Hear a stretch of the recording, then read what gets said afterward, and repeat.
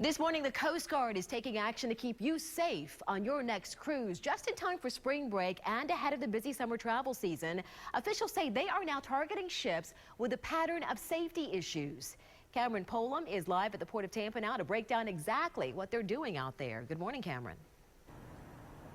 Good morning, Dan and Dia. When I first moved here and took a drive through Channelside, I was amazed at the sight of these massive ships out here. I'd never been on a cruise before, and malfunctions and downright horror stories from passengers aboard doomed cruises we've recently heard in headlines have made me question whether I'd even want to get on board with one. However, surprise inspections going on right now by the Coast Guard look to identify some of those potential problems and put some potential customers like myself a little more at ease about taking them. Now, the most infamous and most disastrous cruise that most of us think of is the Carnival Cruise Line Triumph. It was last February when an engine on the ship caught fire and the ship got stuck in the Gulf for 4 days. Passengers described horrible conditions like raw sewage running through the halls. But the Triumph wasn't the only problem.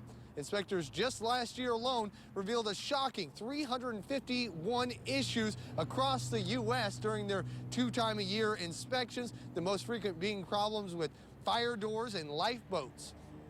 Fortunately, when problems are found, the ships have to fix them before heading back out. Officials say some of these ships carry up to 6,000 passengers with more than 22 million people hopping on board each year. Now, Coast Guard officials say they need to ensure passenger safety on every voyage. There's no doubt about that. Now, they'll continue these inspections. They began earlier this month. They'll be checking out these ships, every nook and cranny of these ships, every bolt, every door, every fire alarm, every lifeboat, to find any of these problems ahead of time to avoid any other headlining mishaps. I'm Cameron Polam outside the Port of Tampa this morning, ABC Action News.